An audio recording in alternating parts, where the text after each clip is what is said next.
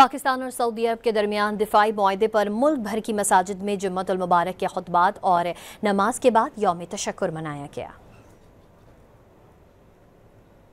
اسلام آباد اور بادشاہی مسجد لاہور سمیت ملک بھر میں مختلف مکاتب فکر کے علماء کی جانب سے خصوصی دعائیں کی گئیں۔ علماء نے کہا کہ پہلے دن سے تحفظ الحرمین شریفین پر کامل یقین رکھتے ہیں۔ سعودی عرب سے پاکستان کا سفارتی نہیں، ایمان اور عقیدے کا تعلق ہے۔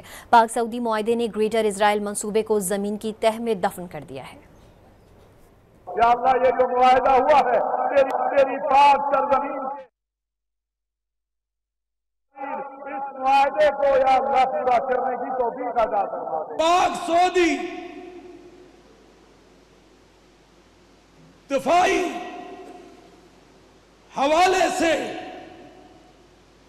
کیا گیا ہے، یقیناً یہ پوری امت مسلمہ کی آواز ہے۔ دفاعی معاہدہ ہوا ہے پاکستان اور سعودی عرب کے درمیان، یا اللہ اس کو ان دونوں ملکوں کے لیے بلکہ تمام مسلمانوں کے لیے مبارک فرما۔ یا اللہ پاکستان اور سعودیہ کے درمیان جو دفاعی معاہدہ ہوا ہے، یا اللہ یہ بہت بڑی خوشخبری ہے پورے عالم اسلام کے لیے۔ یا اللہ ان توقعات کو پورا فرما۔